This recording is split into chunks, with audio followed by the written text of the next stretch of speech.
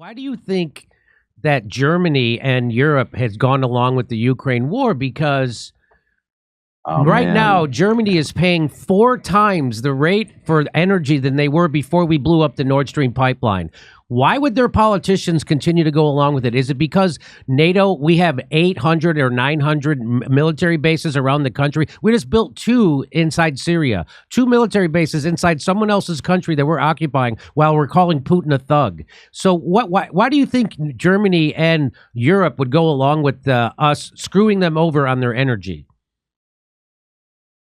That's such a great question. I did, because I was unemployed this summer, I went to Europe 6 times this summer and went all around, and everywhere I went, I asked that same question. So NATO blew up the Nord Stream pipeline, which was the largest source of cheap energy into the only really important country in Europe, the economic engine of Europe, which is Germany, and wrecked your economy probably for all time. And you don't say anything about it. And why is that? And you can never get a straight answer. It's deeply embarrassing if you bring it up. It's like you're not. And so what are you looking at? Well, you're looking at, Germany's been occupied for 80 years by American troops. And you're looking really at what happens when a country loses a catastrophic war. Same in Japan, by the way.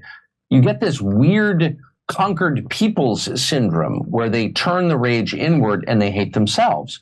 The Germans really, really hate themselves. And I think it's evident in their sex lives and their scatological habits, but it's also really evident in the way they conduct their politics. No, I'm dead serious. The problem is that people who really hate themselves are dangerous to you. You're never going to be well treated by a person who hates himself. Yeah. He hates you too. Like, those are the scariest kind of people. So if you're worried about a resurgence of German nationalism, you're worried about the Germans deciding, hey, we've spent centuries killing people, we're going to do it again. Keep this up.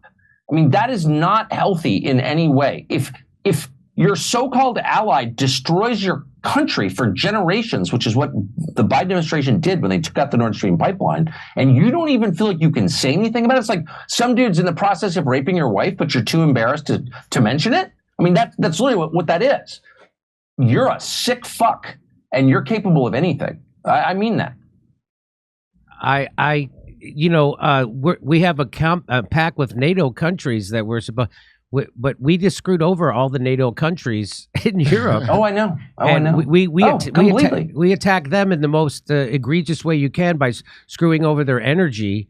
And also the environment, the largest emission of man-made methane. And Thank you. That came from the environmental president, Joe Biden.